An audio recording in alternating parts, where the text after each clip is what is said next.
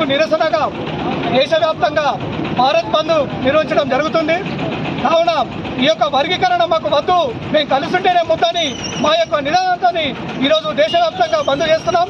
అట్లాగే మాకు ఆ యొక్క సుప్రీంకోర్టు తీర్పు మాకు వ్యతిరేకంగా వచ్చినందుకు మేము నిరసనగా ఈరోజు నస్లాద్ మండల అంబేద్కర్ సంఘం తరఫున మేము ఈ యొక్క ధర్నా చేస్తున్నాం.